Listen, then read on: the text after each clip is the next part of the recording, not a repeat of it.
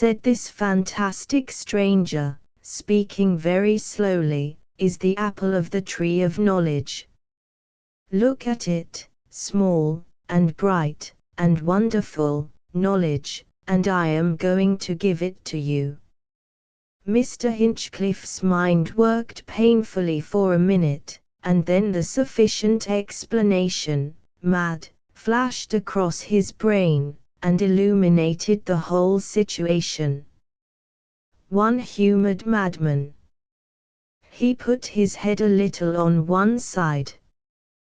The apple of the tree of knowledge, said Mr. Hinchcliffe, regarding it with a finely assumed air of interest, and then looking at the interlocutor. But don't you want to eat it yourself? And besides, how did you come by it? It never fades. I have had it now 3 months. And it is ever bright and smooth and ripe and desirable, as you see it. He laid his hand on his knee and regarded the fruit musingly. Then he began to wrap it again in the papers, as though he had abandoned his intention of giving it away. But how did you come by it? Said Mr. Hinchcliffe, who had his argumentative side. And how do you know that it is the fruit of the tree? I bought this fruit, said the stranger, 3 months ago, for a drink of water and a crust of bread. The man who gave it to me, because I kept the life in him, was an Armenian. Armenia. That wonderful country, the first of all countries, where the Ark of the Flood remains to this day, buried in the glaciers of Mount Ararat. This man, I say, fleeing with others from the Kurds who had come upon them, went up into desolate places among the mountains, places beyond the common knowledge of men. And fleeing from imminent pursuit, they came to a slope high among the mountain peaks, green with a grass like knife blades, that cut and slashed most pitilessly at anyone who went into it. The Kurds were close behind, and there was nothing for it but to plunge in, and the worst of it was that the paths they made through it at the price of their blood served for the Kurds to follow. Every one of the fugitives was killed save this Armenian and another. He heard the screams and cries of his friends, and the swish of the grass about those who were pursuing them. It was tall grass rising overhead. And then a shouting and answers, and when presently he paused, everything was still. He pushed out again, not understanding, cut and bleeding, until he came out on a steep slope of rocks below a precipice, and then he saw the grass was all on fire, and the smoke of it rose like a veil between him and his enemies. The stranger paused. Yes, said Mr. Hinchcliffe. Yes. There he was, all torn and bloody from the knife blades of the grass, the rocks blazing under the afternoon sun, the sky molten brass, and the smoke of the fire driving towards him. He dared not stay there. Death he did not mind, but torture. Far away beyond the smoke he heard shouts and cries. Women screaming. So he went clambering up a gorge in the rocks. Everywhere were bushes with dry branches that stuck out like thorns among the leaves, until he clambered over the brow of a ridge that hid him. And then he met his companion, a shepherd, who had also escaped. And, counting cold and famine and thirst as nothing against the Kurds, they went on into the heights, and among the snow and ice. They wandered 3 whole days. the third day came the vision. I suppose hungry men often do see visions, but then there is this fruit. He lifted the wrapped globe in his hand. And I have heard it, too, from other mountaineers who have known something of the legend. It was in the evening time, when the stars were increasing, that they came down a slope of polished rock into a huge, dark valley all set about with strange, contorted trees, and in these trees hung little globes like glowworm spheres, strange, round, yellow lights. Suddenly this valley was lit far away, many miles away, far down it, with a golden flame marching slowly athwart it, that made the stunted trees against it black as night, and turned the slopes all about them and their figures to the likeness of fiery gold. And at the vision they, knowing the legends of the mountains, instantly knew that it was Eden they saw, or the sentinel of Eden, and they fell upon their faces like men struck dead. When they dared to look again, the valley was dark for a space, and then the light came again, returning, a burning amber. At that the shepherd sprang to his feet, and with a shout began to run down towards the light, but the other man was too fearful to follow him. He stood stunned, amazed, and terrified, watching his companion recede towards the marching glare. And hardly had the shepherd set out when there came a noise like thunder, the beating of invisible wings hurrying up the valley, and a great and terrible fear, and at that the man who gave me the fruit turned, if he might still escape.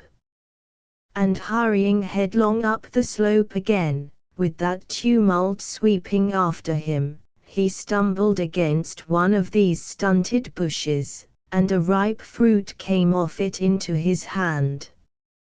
This fruit. Forthwith, the wings and the thunder rolled all about him. He fell and fainted, and when he came to his senses, he was back among the blackened ruins of his own village, and I and the others were attending to the wounded. A vision.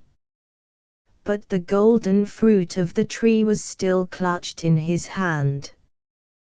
There were others there who knew the legend, knew what that strange fruit might be. He paused.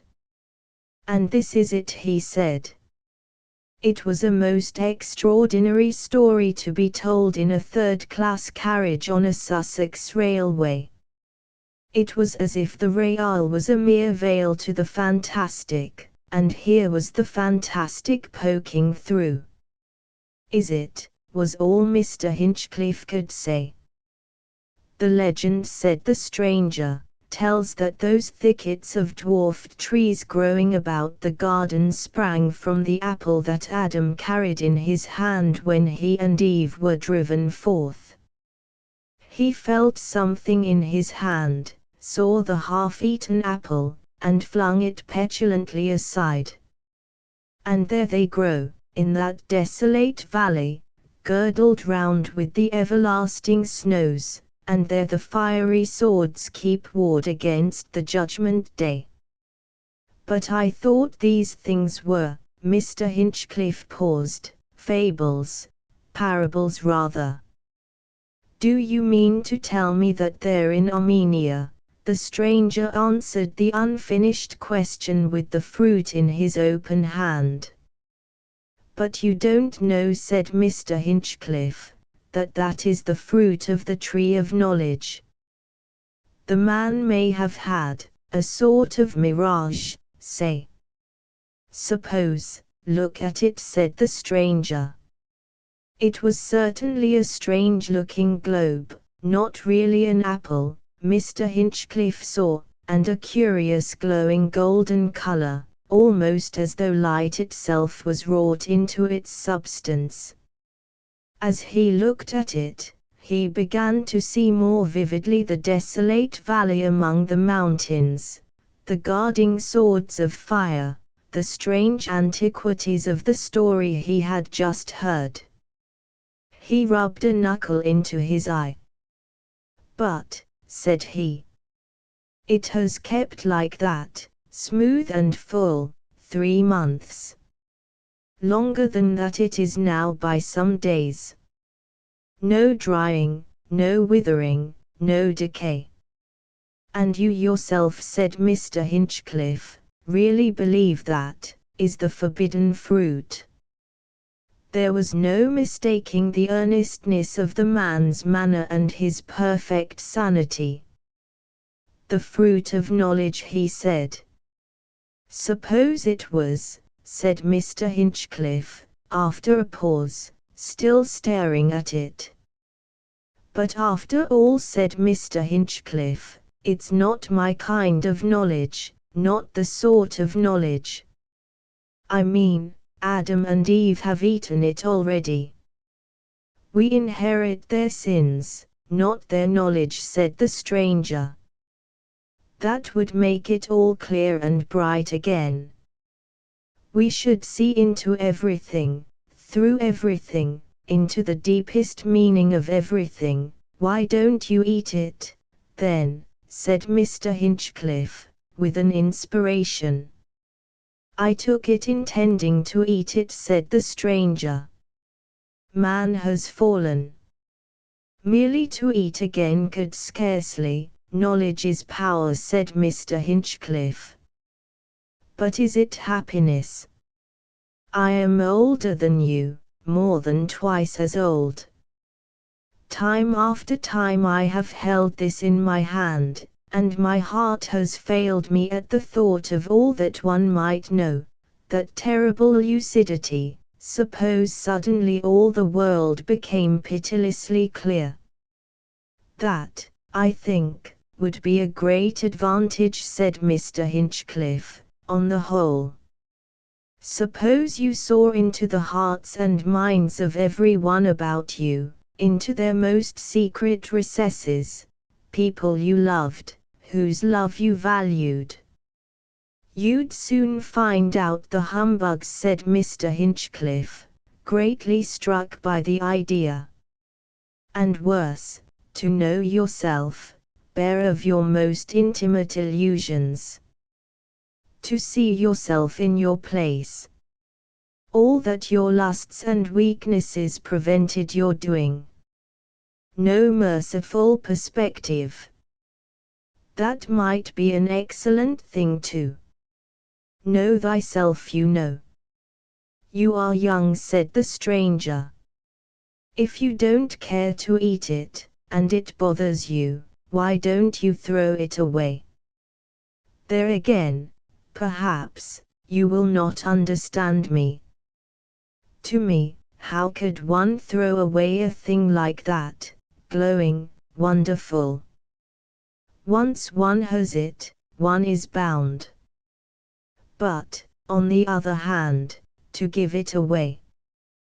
To give it away to someone who thirsted after knowledge, who found no terror in the thought of that clear perception, of course," said Mr. Hinchcliffe, thoughtfully, "it might be some sort of poisonous fruit." And then his eye caught something motionless, the end of a white board black-lettered outside the carriage window. Would he saw. He started convulsively. "Gracious," said Mr. Hinchcliffe. "Homewood." And the practical present blotted out the mystic realizations that had been stealing upon him. In another moment he was opening the carriage door, portmanteau in hand. The guard was already fluttering his green flag. Mr. Hinchcliffe jumped out. "Here," said a voice behind him, and he saw the dark eyes of the stranger shining and the golden fruit, bright and bare, held out of the open carriage door. He took it instinctively, the train was already moving. "No!" shouted the stranger, and made a snatch at it as if to take it back. "Stand away!" cried a country porter, thrusting forward to close the door. The stranger shouted something Mr. Hinchcliffe did not catch, head and arm thrust excitedly out of the window, and then the shadow of the bridge fell on him, and in a trice he was hidden. Mr. Hinchcliffe stood astonished, staring at the end of the last wagon receding round the bend, and with the wonderful fruit in his hand. For the fraction of a minute his mind was confused, and then he became aware that 2 or 3 people on the platform were regarding him with interest. Was he not the new grammar school master making his debut? It occurred to him that, so far as they could tell, the fruit might very well be the naive refreshment of an orange. He flushed at the thought, and thrust the fruit into his side pocket, where it bulged undesirably. But there was no help for it, so he went towards them, awkwardly concealing his sense of awkwardness, to ask the way to the grammar school, and the means of getting his portmanteau and the 2 tin boxes which lay up the platform thither. Of all the odd and fantastic yarns to tell a fellow!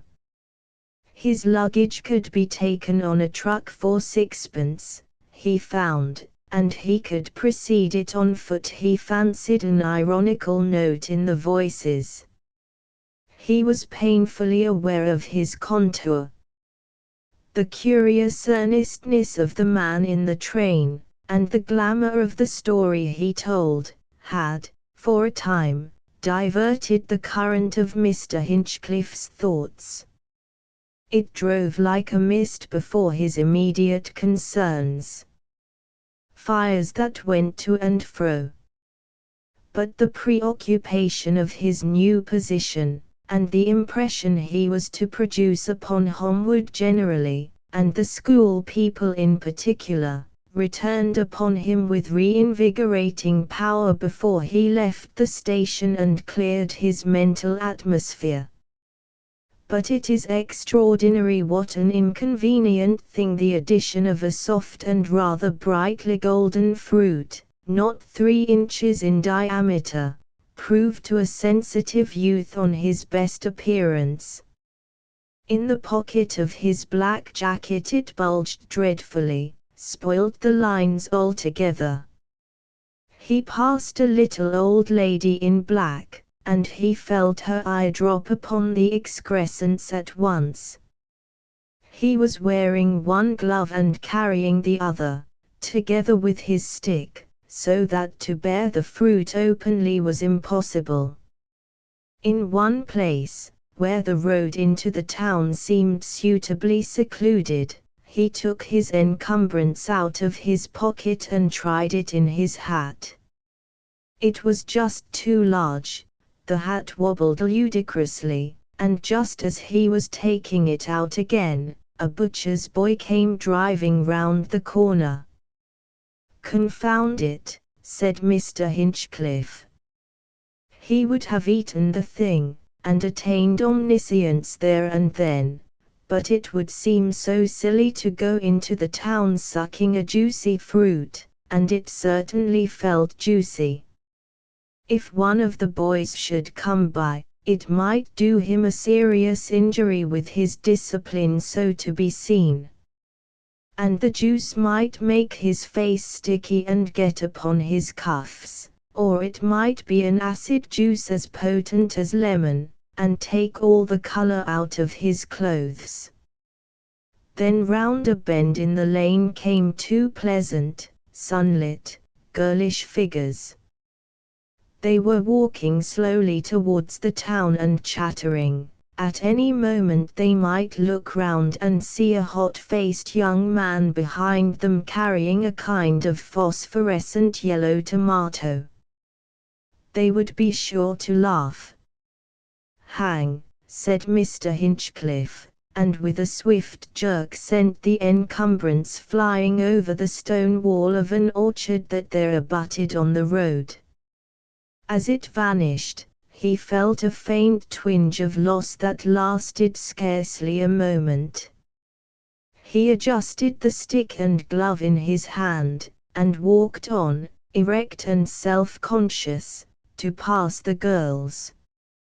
But in the darkness of the night Mr. Hinchcliffe had a dream, and saw the valley, and the flaming swords, and the contorted trees, and knew that it really was the apple of the tree of knowledge that he had thrown regardlessly away. And he awoke very unhappy. In the morning his regret had passed, but afterwards it returned and troubled him, never, however, when he was happy or busily occupied. At last, one moonlight night about 11, when all Holmwood was quiet, his regrets returned with redoubled force, and therewith an impulse to adventure.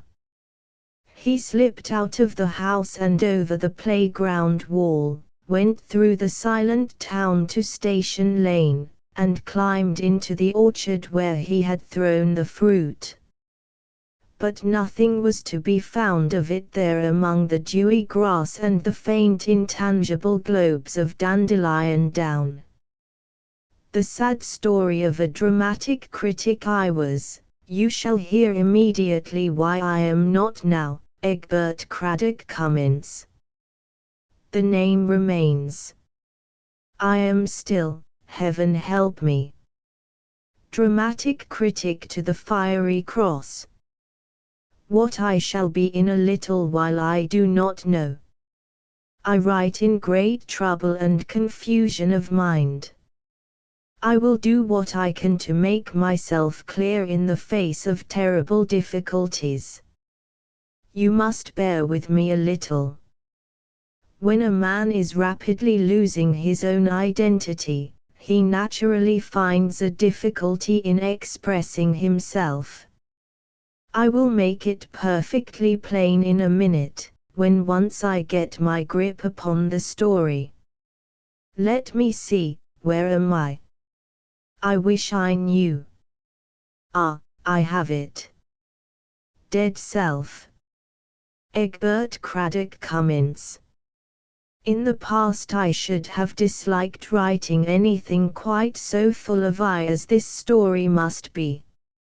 It is full of eyes before and behind, like the beast in Revelation, the one with a head like a calf, I am afraid. But my tastes have changed since I became a dramatic critic and studied the masters, G.R.S., G.B.S., G.A.S., and the others. Everything has changed since then. At least the story is about myself, so that there is some excuse for me. And it is really not egotism, because, as I say, since those days my identity has undergone an entire alteration. That past, I was, in those days, rather a nice fellow, rather shy, taste for grey in my clothes, weedy little moustache, face interesting slight stutter which I had caught in early life from a schoolfellow. Engaged to a very nice girl, named Delia. Fairly new, she was, cigarettes, liked me because I was human and original. Considered I was like Lamb, on the strength of the stutter, I believe. Father, an eminent authority on postage stamps. She read a great deal in the British Museum. A perfect pairing ground for literary people, that British Museum. You should read George Egerton and Justin Huntley McCarthy and Gissing and the rest of them. We loved in our intellectual way, and shared the brightest hopes. All gone now. And her father liked me because I seemed honestly eager to hear about stamps. She had no mother. Indeed, I had the happiest prospects a young man could have.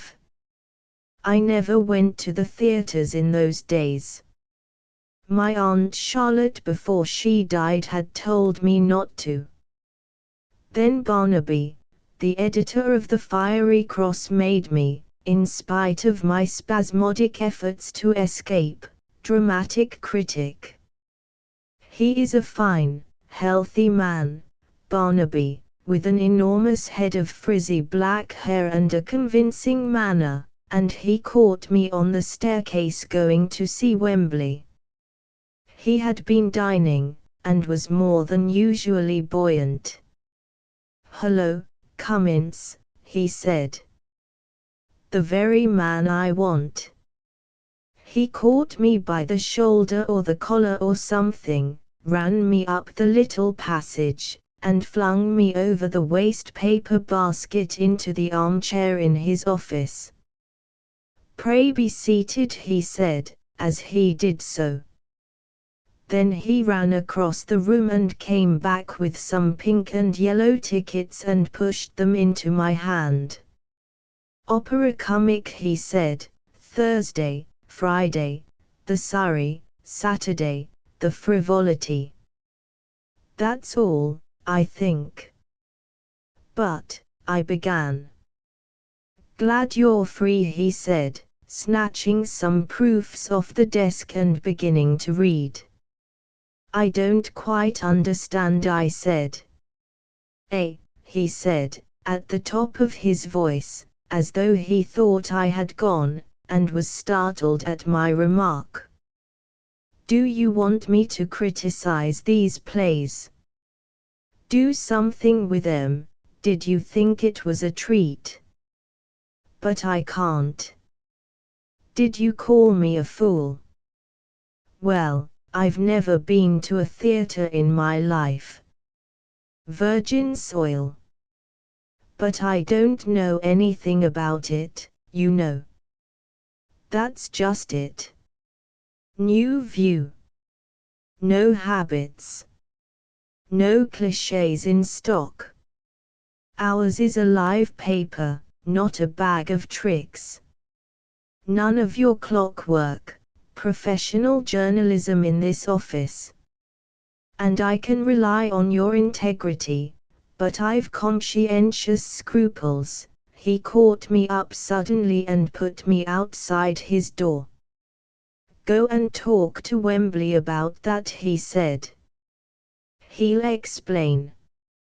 As I stood perplexed, he opened the door again, said, "I forgot this," thrust a fourth ticket into my hand, it was for that night, in 20 minutes' time, and slammed the door upon me. His expression was quite calm, but I caught his eye. I hate arguments. I decided that I would take his hint and become, to my own destruction, a dramatic critic. I walked slowly down the passage to Wembley.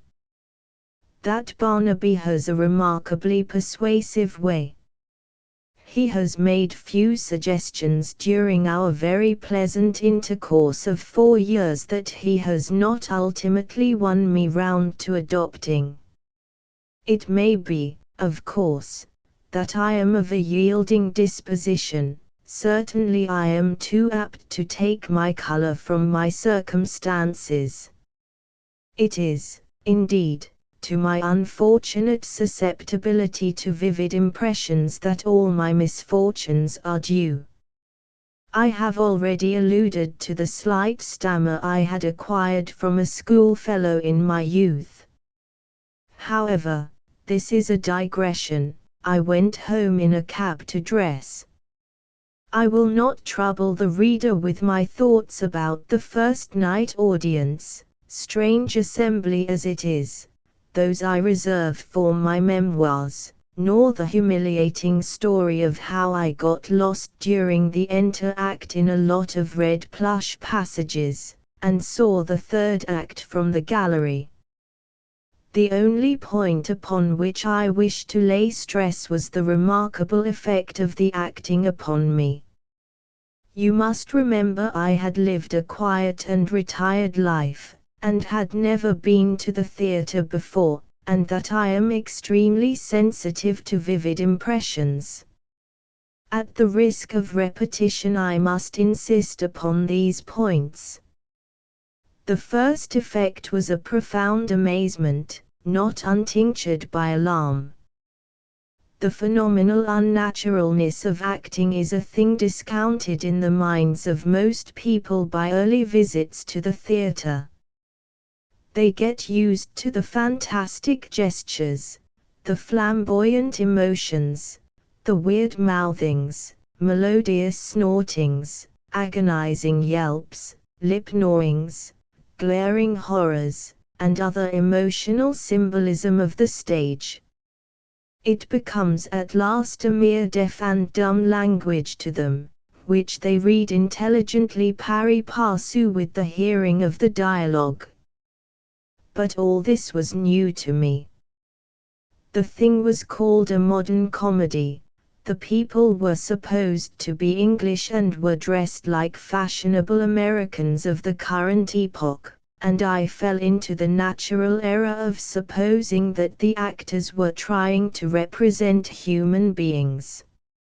I looked round on my first night audience with a kind of wonder, discovered, as all new dramatic critics do, that it rested with me to reform the drama, and, after a supper choked with emotion, went off to the office to write a column, piebald with new paragraphs, as all my stuff is, it fills out so, and purple with indignation. Barnaby was delighted. But I could not sleep that night. I dreamt of actors glaring, actors smiting their chests, actors flinging out a handful of extended fingers, actors smiling bitterly, laughing despairingly, falling hopelessly, dying idiotically. I got up at 11 with a slight headache, read my notice in the Fiery Cross, breakfasted, and went back to my room to shave. It's my habit to do so. Then an odd thing happened. I could not find my razor.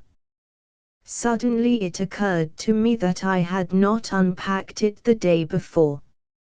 "Ah," said I, in front of the looking-glass. Then hello. Quite involuntarily, when I had thought of my portmanteau, I had flung up the left arm, fingers fully extended, and clutched at my diaphragm with my right hand. I am an acutely self-conscious man at all times. The gesture struck me as absolutely novel for me. I repeated it, for my own satisfaction. Odd. Then, rather puzzled, I turned to my portmanteau. After shaving, my mind reverted to the acting I had seen, and I entertained myself before the cheval glass with some imitations of Jaffray's more exaggerated gestures. Really, one might think it a disease, I said, stage walkitis. There's many a truth spoken in jest. Then, if I remember rightly, I went off to see Wembley, and afterwards lunched at the British Museum with Delia. We actually spoke about our prospects, in the light of my new appointment. But that appointment was the beginning of my downfall. From that day I necessarily became a persistent theatre-goer, and almost insensibly I began to change. The next thing I noticed after the gesture about the razor, was to catch myself bowing ineffably when I met Delia, and stooping in an old-fashioned, courtly way over her hand. Directly I caught myself, I straightened myself up and became very uncomfortable. I remember she looked at me curiously. Then, in the office, I found myself doing nervous business fingers on teeth, when Barnaby asked me a question I could not very well answer. Then, in some trifling difference with Delia, I clasped my hand to my brow. And I pranced through my social transactions at times singularly like an actor. I tried not to. No one could be more keenly alive to the arrant absurdity of the histrionic bearing. And I did. It began to dawn on me what it all meant. The acting, I saw, was too much for my delicately strung nervous system. I have always, I know, been too amenable to the suggestions of my circumstances. Night after night of concentrated attention to the conventional attitudes and intonation of the English stage was gradually affecting my speech and carriage. I was giving way to the infection of sympathetic imitation. Night after night my plastic nervous system took the print of some new amazing gesture, some new emotional exaggeration, and retained it. A kind of theatrical veneer threatened to plate over and obliterate my private individuality altogether. I saw myself in a kind of vision. Sitting by myself one night, my new self seemed to me to glide, posing and gesticulating, across the room. He clutched his throat, he opened his fingers, he opened his legs in walking like a high-class marionette. He went from attitude to attitude. He might have been clockwork. Directly after this I made an ineffectual attempt to resign my theatrical work. But Barnaby persisted in talking about the polyhedral divorce all the time I was with him, and I could get no opportunity of saying what I wished. And then Delia's manner began to change towards me. The ease of our intercourse vanished. I felt she was learning to dislike me. I grinned, and capered, and scowled, and posed at her in 1,000 ways, and knew, with what a voiceless agony, that I did it all the time. I tried to resign again, and Barnaby talked about X and Z and Y in the new review and gave me a strong cigar to smoke, and so routed me. And then I walked up the Assyrian gallery in the manner of Irving to meet Delia, and so precipitated the crisis. Ah, dear, I said, with more sprightliness and emotion in my voice than had ever been in all my life before I became, to my own undoing, a dramatic critic. She held out her hand rather coldly, scrutinizing my face as she did so. I prepared, with a new won grace, to walk by her side. Egbert, she said, standing still, and thought. Then she looked at me. I said nothing. I felt what was coming. I tried to be the old Egbert Craddock Cummins of shambling gait and stammering sincerity, whom she loved, but I felt, even as I did so, that I was a new thing, a thing of surging emotions and mysterious fixity, like no human being that ever lived, except upon the stage. Egbert, she said, you are not yourself. Ah! Involuntarily I clutched my diaphragm and averted my head, as is the way with them. There, she said. What do you mean? I said, whispering in vocal italics, you know how they do it, turning on her, perplexity on face, right hand down, left on brow. I knew quite well what she meant. I knew quite well the dramatic unreality of my behavior. But I struggled against it in vain. "What do you mean?" I said, and, in a kind of hoarse whisper, "I don't understand." She really looked as though she disliked me. "What do you keep on posing for?" she said. "I don't like it." "You didn't used to." "Didn't used to," I said slowly, repeating this twice. I glared up and down the gallery, with short, sharp glances. "We are alone," I said swiftly. "Listen." I poked my forefinger towards her, and glared at her. "I am under a curse." I saw her hand tighten upon her sunshade. "You are under some bad influence or other," said Delia. "You should give it up. I never knew anyone change as you have done." "Delia," I said, lapsing into the pathetic. "Pity me." "Off." "Delia." Why me?"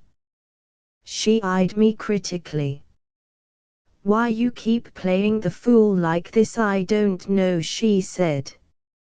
"Anyhow, I really cannot go about with a man who behaves as you do. You made us both ridiculous on Wednesday. Frankly, I dislike you, as you are now.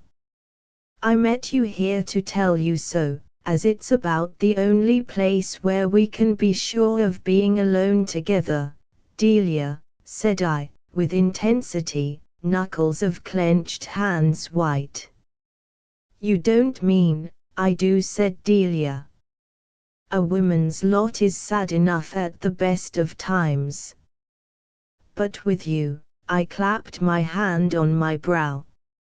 "So, goodbye," said Delia, without emotion. "Oh, Delia," I said. "Not this." "Goodbye, Mr. Cummins," she said. By a violent effort I controlled myself and touched her hand. I tried to say some word of explanation to her. She looked into my working face and winced. "I must do it," she said hopelessly. Then she turned from me and began walking rapidly down the gallery. Heavens! How the human agony cried within me. I loved Delia. But nothing found expression. I was already too deeply crusted with my acquired self. "Goodbye," I said at last, watching her retreating figure. How I hated myself for doing it. After she had vanished, I repeated in a dreamy way, "Goodbye," looking hopelessly round me. Then, with a kind of heartbroken cry, I shook my clenched fists in the air, staggered to the pedestal of a winged figure, buried my face in my arms, and made my shoulders heave. Something within me said, "Ass," as I did so. I had the greatest difficulty in persuading the museum policeman, who was attracted by my cry of agony, that I was not intoxicated, but merely suffering from a transient indisposition. But even this great sorrow has not availed to save me from my fate. I see it, everyone sees it, I grow more theatrical every day. And no one could be more painfully aware of the pungent silliness of theatrical ways. The quiet, nervous, but pleasing E.C. Cummins vanishes. I cannot save him. I am driven like a dead leaf before the winds of March. My tailor even enters into the spirit of my disorder. He has a peculiar sense of what is fitting. I tried to get a dull grey suit from him this spring, and he foisted a brilliant blue upon me, and I see he has put braid down the sides of my new dress trousers. My hairdresser insists upon giving me a wave. I am beginning to associate with actors. I detest them, but it is only in their company that I can feel I am not glaringly conspicuous. Their talk infects me. I notice a growing tendency to dramatic brevity, to dashes and pauses in my style, to a punctuation of bows and attitudes. Barnaby has remarked it too. I offended Wembley by calling him dear boy yesterday. I dread the end, but I cannot escape from it. The fact is, I am being obliterated. Living a grey, retired life all my youth, I came to the theatre a delicate sketch of a man, a thing of tints and faint lines. Their gorgeous colouring has effaced me altogether. People forget how much mode of expression, method of movement, are a matter of contagion. I have heard of stage-struck people before, and thought it a figure of speech. I spoke of it jestingly, as a disease. It is no jest. It is a disease. And I have got it bad. Deep down within me I protest against the wrong done to my personality, unavailingly. For 3 hours or more a week I have to go and concentrate my attention on some fresh play, and the suggestions of the drama strengthen their awful hold upon me. My manners grow so flamboyant, my passions so professional, that I doubt, as I said at the outset, whether it is really myself that behaves in such a manner. I feel merely the core to this dramatic casing, that grows thicker and presses upon me and mine. I feel like King John's abbot in his cope of lead. I doubt, indeed, whether I should not abandon the struggle altogether, leave this sad world of ordinary life for which I am so ill-fitted, abandon the name of Cummins for some professional pseudonym, complete my self-effacement, and, a thing of tricks and tatters, of posing and pretense, go upon the stage. It seems my only resort, to hold the mirror up to nature. For in the ordinary life, I will confess, no one now seems to regard me as both sane and sober. Only upon the stage, I feel convinced, will people take me seriously. That will be the end of it. I know that will be the end of it. And yet, I will frankly confess, all that marks off your actor from your common man, I detest. I am still largely of my Aunt Charlotte's opinion, that play acting is unworthy of a pure-minded man's attention, much more participation. Even now I would resign my dramatic criticism and try a rest. Only I can't get hold of Barnaby. Letters of resignation he never notices. He says it is against the etiquette of journalism to write to your editor. And when I go to see him, he gives me another big cigar and some strong whiskey and soda, and then something always turns up to prevent my explanation. The jilting of Jane. As I sit writing in my study, I can hear our Jane bumping her way downstairs with a brush and dustpan. She used in the old days to sing hymn tunes, or the British national song for the time being, to these instruments, but latterly she has been silent and even careful over her work. Time was when I prayed with fervor for such silence, and my wife with sighs for such care, but now they have come we are not so glad as we might have anticipated we should be. Indeed, I would rejoice secretly, though it may be unmanly weakness to admit it, even to hear Jane sing Daisy or by the fracture of any plate but one of Euphemia's best green ones, to learn that the period of brooding has come to an end. Yet how we longed to hear the last of Jane's young man before we heard the last of him. Jane was always very free with her conversation to my wife, and discoursed admirably in the kitchen on a variety of topics, so well, indeed, that I sometimes left my study door open, our house is a small one, to partake of it. But after William came, it was always William, nothing but William, William this and William that, and when we thought William was worked out and exhausted altogether, then William all over again. The engagement lasted altogether 3 years, yet how she got introduced to William, and so became thus saturated with him, was always a secret. For my part, I believe it was at the street corner where the Reverend Barnabas Bors used to hold an open-air service after evensong on Sundays. Young cupids were wont to flit like moths round the paraffin flare of that centre of high church hymn-singing. I fancy she stood singing hymns there, out of memory and her imagination, instead of coming home to get supper, and William came up beside her and said, "Hello."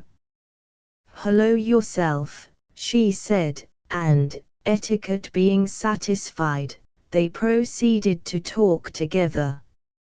As Euphemia has a reprehensible way of letting her servants talk to her, she soon heard of him. "He is such a respectable young man," said Jane, "you don't know." Ignoring the slur cast on her acquaintance, my wife inquired further about this William. "He is second porter at Maynard's, the drapers," said Jane, "and gets 18 shillings, nearly £1, a week, and when the head porter leaves he will be head porter. His relatives are quite superior people, not labouring people at all. His father was a greengrocer, and had a tumour, and he was bankrupt twice. And one of his sisters is in a home for the dying. It will be a very good match for me, said Jane, me being an orphan girl. Then you are engaged to him? Asked my wife. Not engaged, but he is saving money to buy a ring, amethyst. Well, Jane, when you are properly engaged to him you may ask him round here on Sunday afternoons, and have tea with him in the kitchen. For my Euphemia has a motherly conception of her duty towards her maid-servants.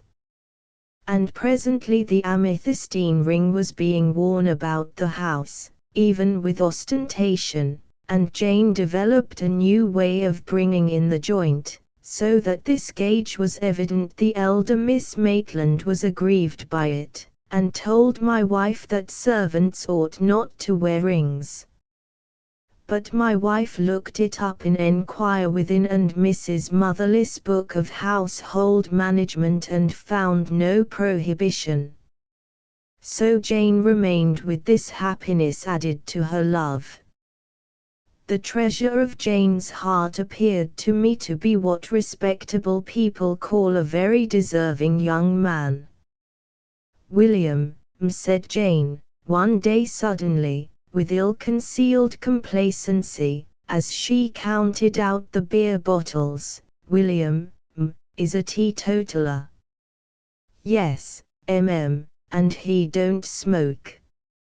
"Smoking," said Jane, as one who reads the heart, "do make such a dust about. Beside the waste of money. And the smell. However, I suppose it's necessary to some." Possibly it dawned on Jane that she was reflecting a little severely upon Euphemia's comparative ill fortune, and she added kindly, "I'm sure the master is a handful when his pipe's alight. Compared to other times." William was at first a rather shabby young man of the ready-made black coat school of costume. He had watery grey eyes, and a complexion appropriate to the brother of one in a home for the dying. Euphemia did not fancy him very much, even at the beginning. His eminent respectability was vouched for by an alpaca umbrella, from which he never allowed himself to be parted. "He goes to chapel," said Jane. "His papa, his what, Jane?"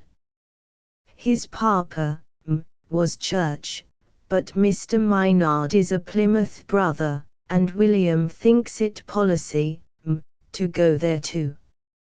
Mr. Maynard comes and talks to him quite friendly, when they ain't busy, about using up all the ends of string, and about his soul he takes a lot of notice, do Mr. Maynard, of William, and the way he saves string and his soul." Presently we heard that the head porter at Maynard's had left, and that William was head porter at 23 shillings a week. "He is really kind of over the man who drives the van," said Jane, "and him married with 3 children." And she promised in the pride of her heart to make interest for us with William to favor us so that we might get our parcels of drapery from Maynard's with exceptional promptitude. After this promotion a rapidly increasing prosperity came upon Jane's young man. One day, we learned that Mr. Maynard had given William a book. "Smiles, help yourself, it's called," said Jane, "but it ain't comic. It tells you how to get on in the world, and somewhat William read to me was lovely." Euphemia told me of this laughing, and then she became suddenly grave. "Do you know, dear," she said, "Jane said one thing I did not like." She had been quiet for a minute, and then she suddenly remarked, "William is a lot above me, ain't he?" "I don't see anything in that," I said, though later my eyes were to be opened. One Sunday afternoon about that time I was sitting at my writing desk, possibly I was reading a good book, when a something went by the window. I heard a startled exclamation behind me, and saw Euphemia with her hands clasped together and her eyes dilated. "George," she said in an awe-stricken whisper, "did you see?" Then we both spoke to one another at the same moment, slowly and solemnly, "A silk hat. Yellow gloves. A new umbrella." "It may be my fancy, dear," said Euphemia, "but his tie was very like yours. I believe Jane keeps him in ties. She told me a little while ago, in a way that implied volumes about the rest of your costume, the master do wear pretty ties, and he echoes all your novelties." The young couple passed our window again on their way to their customary walk. They were arm in arm. Jane looked exquisitely proud, happy, and uncomfortable, with new white cotton gloves, and William, in the silk hat, singularly genteel. That was the culmination of Jane's happiness. When she returned, "Mr. Maynard has been talking to William," she said, "and he is to serve customers, just like the young shop gentleman, during the next sale. And if he gets on, he is to be made an assistant, at the first opportunity.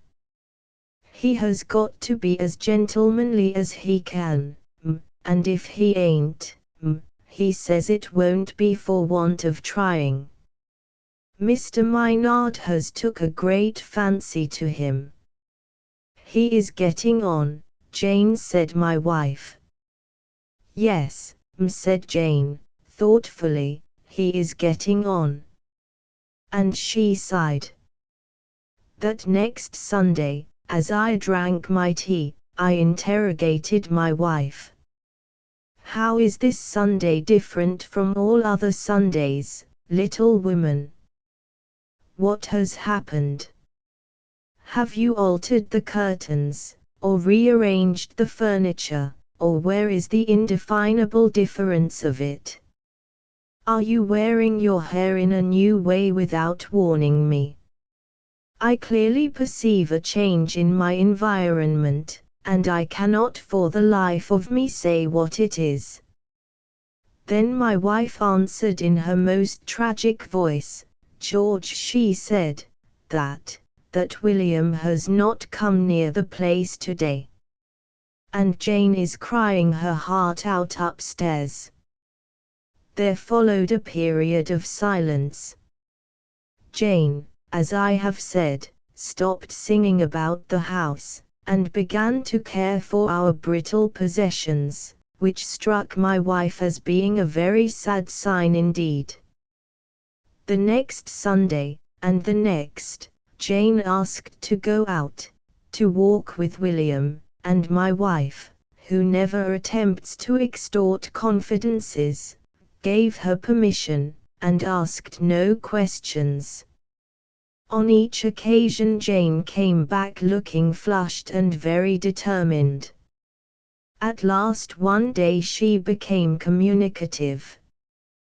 "William is being led away," she remarked abruptly, with a catching of the breath, apropos of tablecloths. "Yes, She is a milliner, and she can play on the piano." "I thought," said my wife, "that you went out with him on Sunday." "Not out with him, after him. I walked along by the side of them, and told her he was engaged to me." "Dear me, Jane, did you? What did they do?"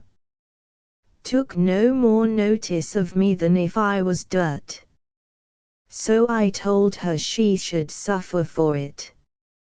It could not have been a very agreeable walk, Jane. Not for no parties, I wish," said Jane, "I could play the piano, But anyhow, I don't mean to let her get him away from me.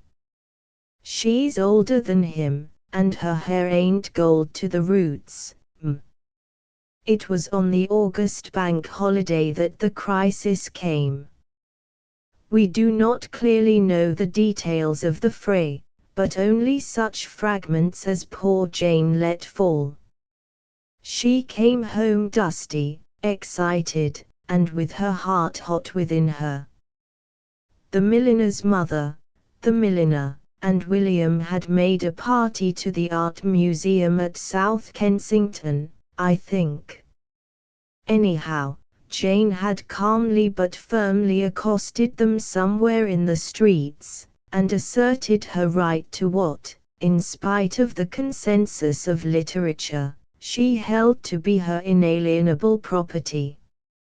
She did, I think, go so far as to lay hands on him. They dealt with her in a crushingly superior way. They called a cab.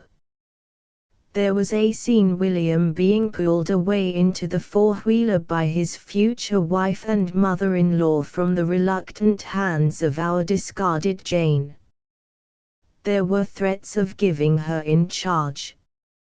"My poor Jane," said my wife, mincing veal as though she was mincing William. "It's a shame of them. I would think no more of him. He is not worthy of you." "No, said Jane. He is weak." "But it's that woman has done it," said Jane. She was never known to bring herself to pronounce that woman's name or to admit her girlishness. "I can't think what minds some women must have, to try and get a girl's young man away from her. But there, it only hurts to talk about it," said Jane. Thereafter our house rested from William. But there was something in the manner of Jane's scrubbing the front doorstep or sweeping out the rooms, a certain viciousness, that persuaded me that the story had not yet ended. "Please, may I go and see a wedding tomorrow?" said Jane, one day. My wife knew by instinct whose wedding. "Do you think it is wise, Jane?" she said. "I would like to see the last of him," said Jane. "My dear," said my wife, fluttering into my room about 20 minutes after Jane had started, "Jane has been to the boot hole and taken all the left-off boots and shoes, and gone off to the wedding with them in a bag." "Surely she cannot mean, Jane," I said, "is developing character. Let us hope for the best." Jane came back with a pale, hard face. All the boots seemed to be still in her bag, at which my wife heaved a premature sigh of relief. We heard her go upstairs and replace the boots with considerable emphasis. "Quite a crowd at the wedding," she said presently, in a purely conversational style, "sitting in our little kitchen, and scrubbing the potatoes, and such a lovely day for them." She proceeded to numerous other details, clearly avoiding some cardinal incident. It was all extremely respectable and nice, but her father didn't wear a black coat, and looked quite out of place. Mr. Piddingkick, who? Mr. Piddingkick, William that was, had white gloves, and a coat like a clergyman, and a lovely chrysanthemum. He looked so nice, and there was red carpet down, just like for gentlefolks. And they say he gave the clerk 4 shillings. It was a real courage they had, not a fly. When they came out of church, there was rice throwing, and her 2 little sisters dropping dead flowers. And someone threw a slipper, and then I threw a boot, Jane. Yes, aimed at her. But it hit him. Yes, hard. Gave him a black eye, I should think. I only threw that one. I hadn't the heart to try again. All the little boys cheered when it hit him. After an interval, "I am sorry the boot hit him." Another pause. The potatoes were being scrubbed violently. He always was a bit above me, you know, and he was led away. The potatoes were more than finished. Jane rose sharply, with a sigh, and rapped the basin down on the table. "I don't care," she said. "I don't care a rap. He will find out his mistake yet.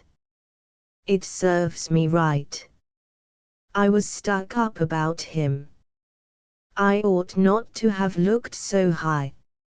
And I am glad things are as things are. My wife was in the kitchen, seeing to the higher cookery. After the confession of the boot throwing, she must have watched poor Jane fuming with a certain dismay in those brown eyes of hers. But I imagine they softened again very quickly, and then Jane's must have met them. "Oh," said Jane, with an astonishing change of note, "think of all that might have been. Oh, I could have been so happy. I ought to have known, but I didn't know. You're very kind to let me talk to you, for it's hard on me, it's hard, and I gather that Euphemia so far forgot herself as to let Jane sob out some of the fullness of her heart on a sympathetic shoulder. My Euphemia, thank heaven, has never properly grasped the importance of keeping up her position. And since that fit of weeping, much of the accent of bitterness has gone out of Jane's scrubbing and brush work. Indeed, something passed the other day with the butcher boy, but that scarcely belongs to this story. However, Jane is young still, and time and change are at work with her. We all have our sorrows, but I do not believe very much in the existence of sorrows that never heal. The lost inheritance, my uncle said, the man with the glass eye, was what you might call a semi-demi millionaire. He was worth about 120,000. Quite. And he left me all his money. I glanced at the shiny sleeve of his coat, and my eye travelled up to the frayed collar. Every penny, said the man with the glass eye, and I caught the active pupil looking at me with a touch of offence. I've never had any windfalls like that, I said, trying to speak enviously and propitiate him. Even a legacy isn't always a blessing, he remarked with a sigh, and with an air of philosophical resignation he put the red nose and the wiry moustache into his tankard for a space. Perhaps not, I said. He was an author, you see, and he wrote a lot of books. Indeed. That was the trouble of it all. He stared at me with the available eye, to see if I grasped his statement, then averted his face a little and produced a toothpick. You see, he said, smacking his lips after a pause, it was like this. He was my uncle, my maternal uncle. And he had, what shall I call it, a weakness for writing edifying literature. Weakness is hardly the word, downright mania is nearer the mark. He'd been librarian in a polytechnic, and as soon as the money came to him he began to indulge his ambition. It's a simply extraordinary and incomprehensible thing to me. Here was a man of 37 suddenly dropped into a perfect pile of gold, and he didn't go, not a day's bust on it.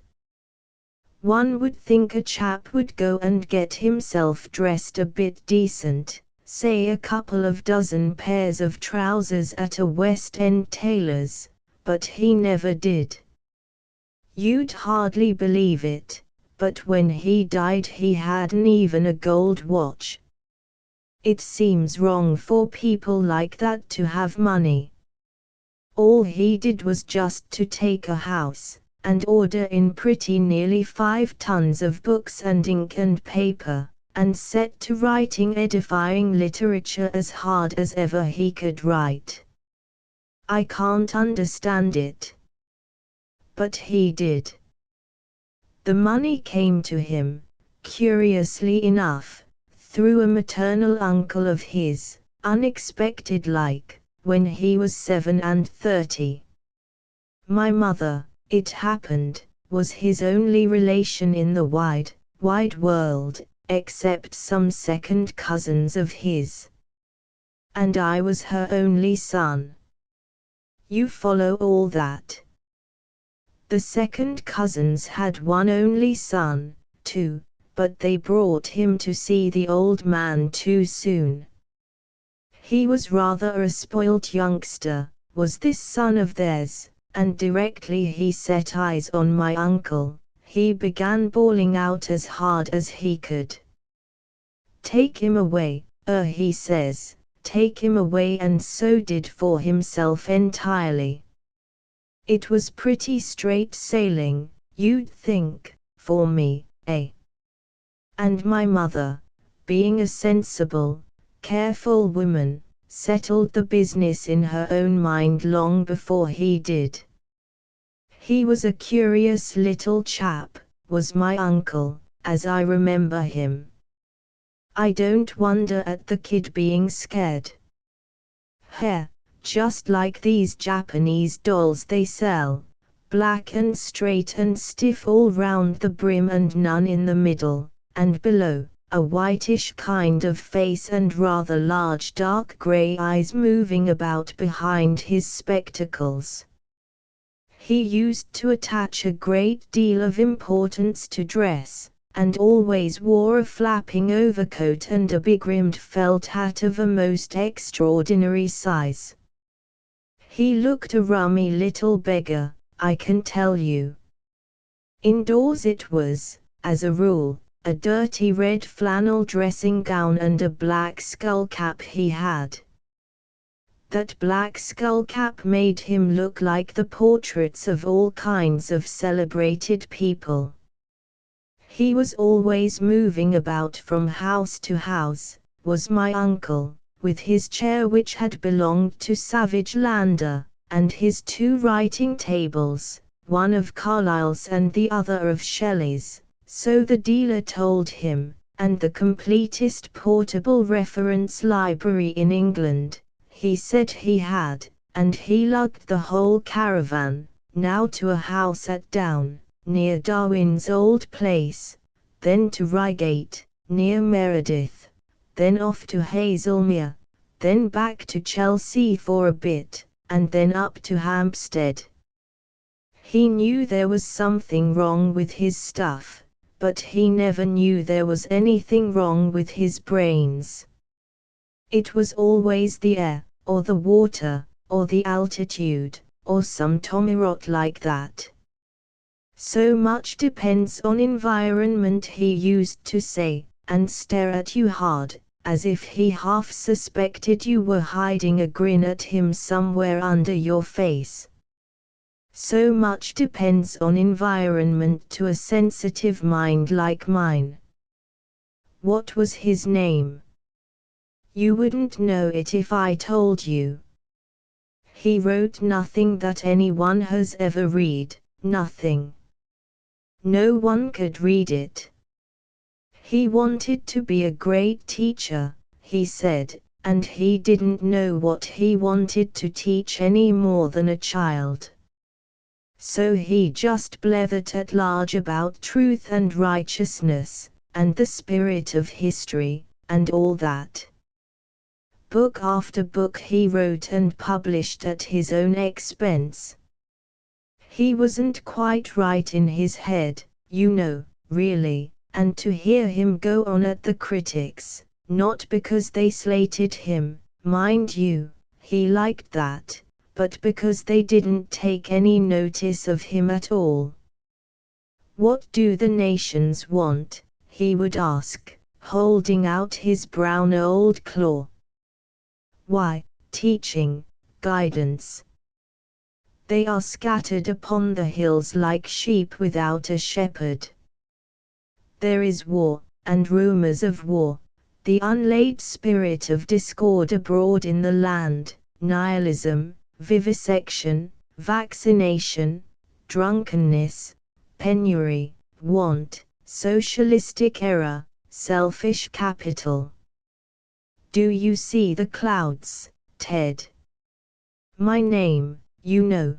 Do you see the clouds lowering over the land, and behind it all, the Mongol waits? He was always very great on Mongols, and the spectre of socialism, and such like things. Then out would come his finger at me, and, with his eyes all afire and his skull cap askew, he would whisper, and here am I. What do I want? Nations to teach. Nations. I say it with all modesty, Ted, I could. I would guide them, nay. But I will guide them to a safe haven, to the land of righteousness, flowing with milk and honey. That's how he used to go on. Ramble, rave about the nations, and righteousness, and that kind of thing. Kind of mincemeat of Bible and blethers. From 14 up to 23, when I might have been improving my mind, my mother used to wash me and brush my hair, at least in the earlier years of it, with a nice parting down the middle, and take me, once or twice a week, to hear this old lunatic jabber about things he had read of in the morning papers, trying to do it as much like Carlyle as he could, and I used to sit according to instructions, and look intelligent and nice, and pretend to be taking it all in. Afterwards, I used to go of my own free will, out of a regard for the legacy.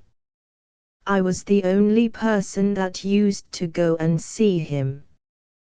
He wrote, I believe, to every man who made the slightest stir in the world, sending him a copy or so of his books, and inviting him to come and talk about the nations to him, but half of them didn't answer, and none ever came. And when the girl let you in, she was an artful bit of goods, that girl. There were heaps of letters on the whole seat waiting to go off, addressed to Prince Bismarck, the President of the United States, and such like people. And one went up the staircase and along the cobwebby passage. The housekeeper drank like fury, and his passages were always cobwebby, and found him at last, with books turned down all over the room, and heaps of torn paper on the floor, and telegrams and newspapers littered about, and empty coffee cups and half-eaten bits of toast on the desk and the mantel. You'd see his back humped up, and his hair would be sticking out quite straight between the collar of that dressing gown thing and the edge of the skull cap. A moment, he would say. A moment, over his shoulder. The mot juste, you know, Ted, le mot juste. Righteous thought righteously expressed, concatenation. And now, Ted, he'd say, spinning round in his study chair, how's young England? That was his silly name for me. Well, that was my uncle, and that was how he talked, to me, at any rate. With others about he seemed a bit shy. And he not only talked to me, but he gave me his books of 600 pages or so, with cockeyed headings, The Shrieking Sisterhood, The Behemoth of Bigotry, Crucibles and Calendars, and so on. All very strong, and none of them original. The very last time but one that I saw him he gave me a book. He was feeling ill even then, and his hand shook and he was despondent. I noticed it because I was naturally on the lookout for those little symptoms. My last book, Ted, he said. My last book, my boy, my last word to the deaf and hardened nations, and I'm hanged if a tear didn't go rolling down his yellow old cheek. He was regular crying because it was so nearly over, and he hadn't only written about 53 books of rubbish. I've sometimes thought, Ted, he said, and stopped. Perhaps I've been a bit hasty and angry with this stiff-necked generation. A little more sweetness, perhaps, and a little less blinding light. I've sometimes thought I might have swayed them. But I've done my best, Ted. And then, with a burst, for the first and last time in his life he owned himself a failure. It showed he was really ill. He seemed to think for a minute, and then he spoke quietly and low, as sane and sober as I am now. I've been a fool, Ted, he said. I've been flapping nonsense all my life. Only he who readeth the heart knows whether this is anything more than vanity. Ted, I don't. But he knows, and if I have done foolishly and vainly, in my heart, just like that he spoke, repeating himself, and he stopped quite short and handed the book to me, trembling. Then the old shine came back into his eye. I remember it all fairly well, because I repeated it and acted it to my old mother when I got home, to cheer her up a bit. Take this book and read it, he said. It's my last word, my very last word. I've left all my property to you, Ted, and may you use it better than I have done. And then he fell a coughing. I remember that quite well even now, and how I went home cock-a-hoop, and how he was in bed the next time I called. The housekeeper was downstairs drunk, and I fooled about, as a young man will, with the girl in the passage before I went to him. He was sinking fast. But even then his vanity clung to him. Have you read it? He whispered. Sat up all night reading it, I said in his ear to cheer him. It's the last, said I, and then, with a memory of some poetry or other in my head, but it's the bravest and best. He smiled a little and tried to squeeze my hand as a woman might do, and left off squeezing in the middle, and lay still.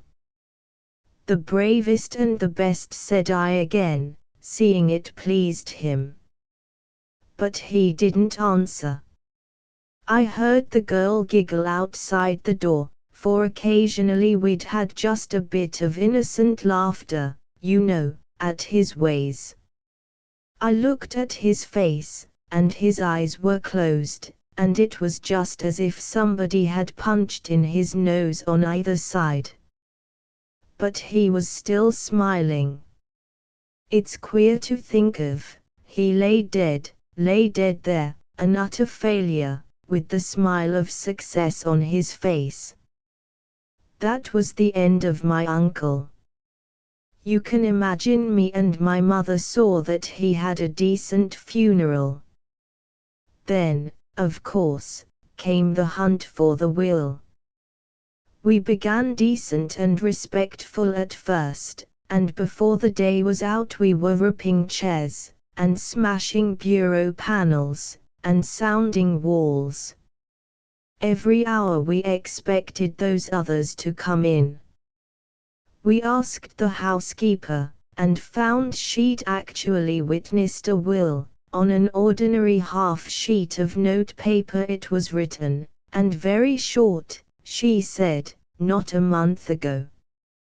The other witness was the gardener, and he bore her out word for word. But I'm hanged if there was that or any other will to be found. The way my mother talked must have made him turn in his grave. At last a lawyer at Reigate sprang one on us that had been made years ago during some temporary quarrel with my mother. I'm blessed if that wasn't the only will to be discovered anywhere, and it left every penny he possessed to that take-him-away youngster of his second cousin's, a chap who'd never had to stand his talking not for one afternoon of his life. The man with the glass eye stopped. "I thought you said," I began. "Half a minute," said the man with the glass eye. "I had to wait for the end of the story till this very morning, and I was a blessed sight more interested than you are. You just wait a bit, too. They executed the will, and the other chap inherited, and directly he was 21 he began to blew it. How he did blew it, to be sure. He bet, he drank, he got in the papers for this and that. I tell you, it makes me wriggle to think of the times he had. He blewed every halfpenny of it before he was 30, and the last I heard of him was Holloway. 3 years ago. Well, I naturally fell on hard times, because, as you see, the only trade I knew was legacy cadging. All my plans were waiting over to begin, so to speak, when the old chap died. I've had my ups and downs since then. Just now it's a period of depression. I tell you frankly, I'm on the lookout for help. I was hunting round my room to find something to raise a bit on for immediate necessities, and the sight of all those presentation volumes, no one will buy them, not to wrap butter in, even, well, they annoyed me. I'd promised him not to part with them, and I never kept a promise easier. I let out at them with my boot, and sent them shooting across the room. One lifted at the kick, and spun through the air. And out of it flapped, you guess. It was the will. He'd given it me himself in that very last volume of all. He folded his arms on the table, and looked sadly with the active eye at Petty Tankard.